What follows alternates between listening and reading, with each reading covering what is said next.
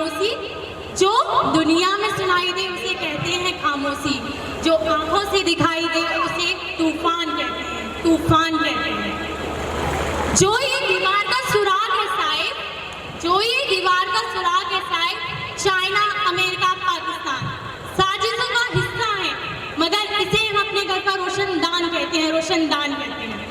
सभा में उपस्थित मैं वर्षा माथुर राष्ट्र प्रेम और राष्ट्र निर्माण के उपलक्ष्य पर आज सभी के साथ अपने कुछ विचार साझा करना चाहती हूँ।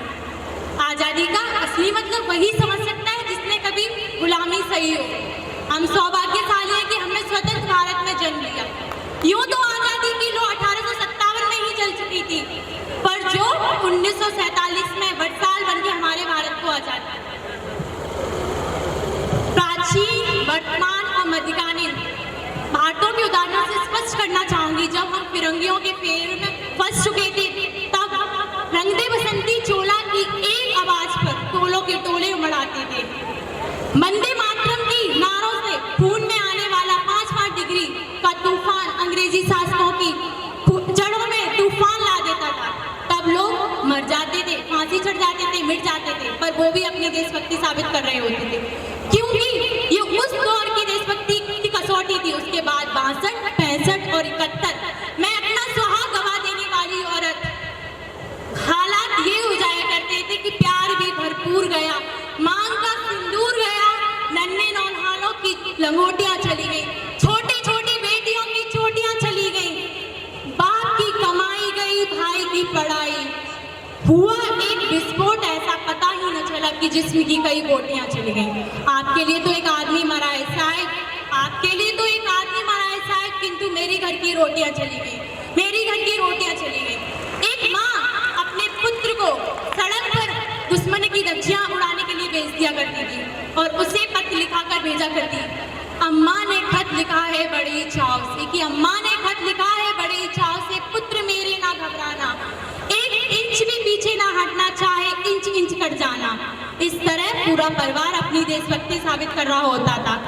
तब देश बलिदान मांगता था, तब देश फांसी चढ़ जाने को कहता था, तब देश मिट जाने को कहता था, परंतु आज देश लड़ जाने को नहीं कहता, फांसी चढ़ जाने को नहीं कहता। मेरे विचारों में यदि कोई व्यक्ति अपना काम पूरी मेहनत, पूरी ईमानदारी से करता है तो वही सच्चा देशभक्त है। मैं नहीं मानती कि व्हाट्सएप और फेसबुक की डीपी को 3 रंगों से रखना देशभक्ति है।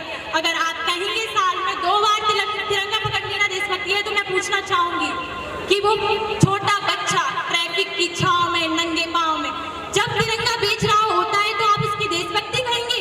नहीं, ये उसकी देशभक्ति नहीं है, ये उसकी पेट की भूख की शक्ति है जो ऐसा करने को उसे मजबूर करती है। क्योंकि ना मस्जिद को जानते हैं ना शिवालों को मानते हैं, क्योंकि ना मस्जिद को जानते हैं ना शिवालों को मानते हैं। जो पेट के भूखे होते हैं वो सिर्फ भोजन के निवालों को जानते हैं, सिर्फ भोजन के निवालों को जानते हैं। अपने राष्ट्र, अपने वतन, अपने देश के लिए प्रेम का भाव है देशभक्ति। हर देशद्रोही के जीवन में आने वाला तूफान है देशभक्ति। हर देशद्रोही ये समझ सके, अगर तू परिंदा है तो ये आसमान तेरा है, अगर तू परिंदा है तो ये आसमान तेरा है, अगर तू दरिंदा है तो ये शमशान तेरा है। भाईचारे से रहना है तो रह इस जमीन पर, वरना ये कब्र भी तेरी और ये कब्रिस्तान भी तेरा है।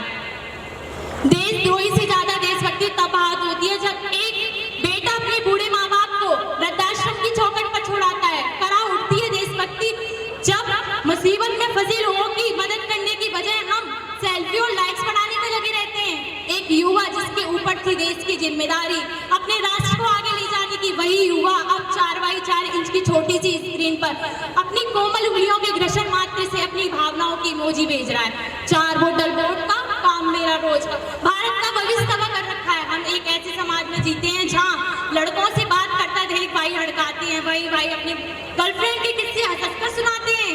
मैं बता दूं, आज भी हम महिला सुरक्षा के मामले में 9वें स्थान पर आते हैं, क्योंकि हम एक ऐसे समाज में जीते हैं जहाँ पत्थरों की मूरत को लगते हैं 56 भोग, वहीं नंगे भूखे तड़पते सो जाते हैं लोग। मजदूर को मजदूर समझिए, मजबूर नहीं। गरीब को काम दीजिए, दान नहीं। अगर दान देने के इच्छुक हैं तो जीते जीते रक्तदान दीजिए और मरने के बाद अनुदान देकर जीवन दान दीजिए। यही सच्ची देशभक्ति और यही सच्चा राष्ट्र प्रेम। ना तो सरकार मेरी और ना ही रब मेरा, ना तो सरकार मेरी ना ही रब मेरा और ना ही बड़ा सा नाम मेरा। बस इतनी सी बात का गुरूर है मुझे कि मैं भारत की और ये भारत मेरा, कि मैं भारत की और ये भारत मेरा।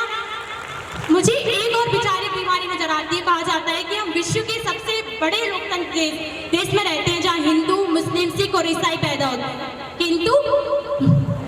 किंतु इंसान नहीं पैदा होते। राष्ट्र निर्माण के लिए ना हिंदू की जरूरत, ना मुसलमान की जरूरत, केवल अच्छे इंसान की जरूरत है। जरा सोच कर देखिए, ये पेड़ पौधे शाखाएं भी परेशान हो जाएं अगर परिंदे भी हिंदू और मुसलमान हो जाएं। मुझे एक और शैक्षणिक बीमारी नजर आती है। कहा जाता है कि जिस देश ने पूरी दुनिया को तक्षशिला और नालंदा जैसे विश्वविद्यालय देकर शिक्षण बुनियादी रखी, वहीं 100 सर्वश्रेष्ठ विद्यालयों में हमारा एक भी नाम नहीं आ पाया। एक और IIT, IIM, NII जैसे शिक्षण संस्थान है, तो वहीं दूसरी ओर बेरोजगार गरीबों को बेरोजगारी की जमात में खड़ा करके उनके हाथ में झुंझुना पकड़ा दिया जाता है। क्यों? मैं बता दूं, जो हमारी शिक्षा नीति केवल 2 तरीकों के इंसान के पास है। पहले जो धनवान, दूसरे जो विद्वान। हमारा राष्ट्र निर्माण तब संभव होगा जब हम महिलाओं की इज्जत, पूजा नहीं उनकी इज्जत करेंगे। राष्ट्र निर्माण तब संभव होगा जब हम जाति का संरक्षण नहीं, सामाजिक सशक्तिकरण पर बात करेंगे। राष्ट्र निर्माण तब संभव होगा जब एक गरीब बच्चा मध्याह्न भोजन के लिए नहीं, ज्ञान अर्जन के लिए सरकारी चौखट पर कदम रखेगा। राष्ट्र निर्माण तब तक संभव नहीं होगा जब तक एक नागरिक नैतिक रूप से सटीक, चारित्रिक रूप से भ्रष्ट, मानसिक रूप से दिवालिया, धार्मिक रूप से अंधा, राजनीतिक रूप से गंदा। स्वच्छ भारत अभियान में केवल सरकारी नहीं, हमारे खुद के विचार भी, जनता जब तक हाथ नहीं बटाएगी तब तक हम अपना राष्ट्र निर्माण नहीं संभव कर सकती। क्योंकि बड़ी बड़ी बातें नहीं, छोटी छोटी कोशिशें करनी होगी। ठोकरें हमें पहाड़ों से नहीं, पत्थरों में से लगा करती है। I being a student, I being a Indian, I being a daughter of this motherland, feel proud to be an Indian। अंत में बस मैं यही कहना चाहूंगी, मेरा भारत महान था, महान है और महान रहेगा। होगा हौसला सबके दिलों में बुलंद, होगा हौसला सबके दिलों में बुलंद, तो एक दिन पाकिस्तान भी जय हिंद कहेगा। पाकिस्तान ही क्यों, सारा जहां जय हिंद बोले, क्योंकि सारे जहां से अच्छा हिंदुस्तान